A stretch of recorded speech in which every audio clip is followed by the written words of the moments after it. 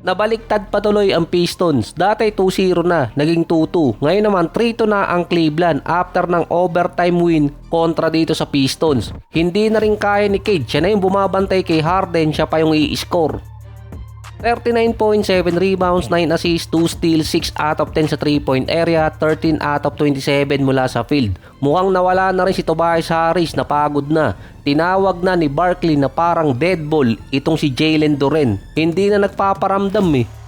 Halos lahat pa ng tira nitong si Jalen Duren mula sa dunks or kaya lob pass mula kay Cade Cunningham. Isa din siya sa nagdala sa Pistons sa playoffs at siya din yung naglaglag.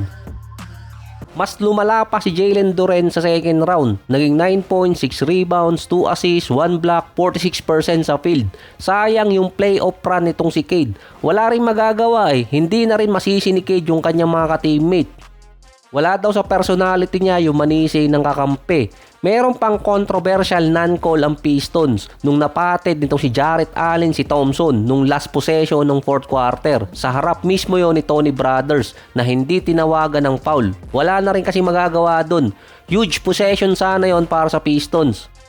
Si Tony Brothers pa naman yung paboritong referee nito si Dillon Brooks dahil daw hindi nadadaan sa arte. Biglang nabuhay din si Harden, 30 points, 8 rebounds, 6 assists, pero hindi pa rin nawawala yung kanyang 6 turnover.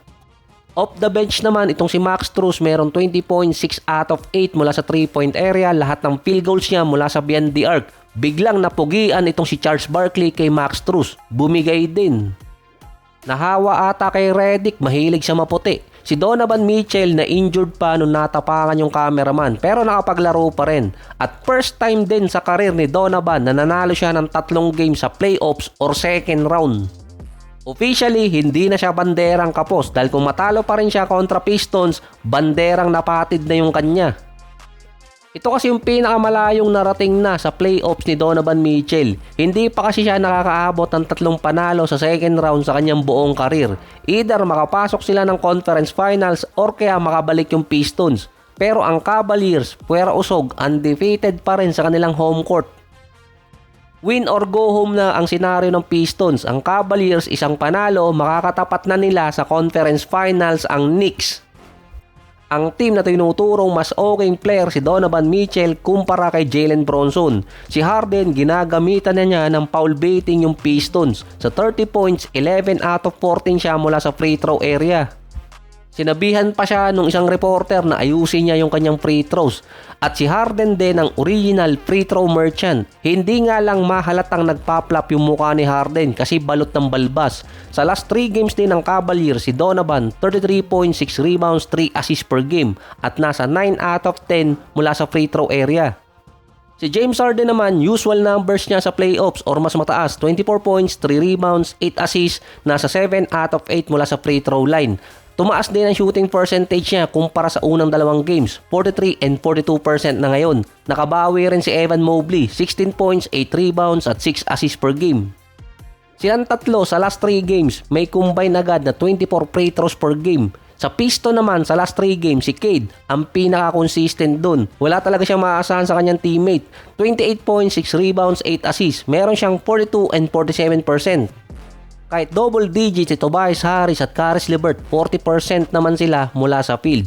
Dahil nga unang taon or unang pagkakataon kay Donovan Mitchell sa second round na pwede nilang ma-close out yung series, kailangan pa rin niyang mag-rely kay Harden. Dahil siya ang kumakain ng malaking minuto sa Cleveland. Second, hindi alam kung malala ang injury ni Donovan Mitchell. Pero hindi rin naman basta-basta i-report yun. Sa close-out game, si Harden merong average na 24 points, 5 rebounds, 6 assists, 39 and 29%. Meron pa siyang 4 turnover per game sa loob ng 26 games na pwede siyang makapasok sa next round. Siya ang OG na player or star player na merong pinaka-worst record sa close-out game, 10 out of 16.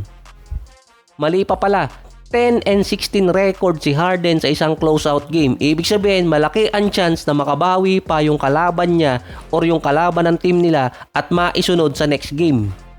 Sa first round kasi, kinapost din si Harden na mai-close out yung Raptors sa Game 6. Meron lang siya nung 16 points, 9 rebounds, 9 assists at struggling pa sa field. Sa Game 7, struggling din siya nun kahit pa meron siyang 18 points dahil 3 out of 9 siya sa field, 11 out of 30 naman sa free throws. Yun ang sumagip kay Harden nun.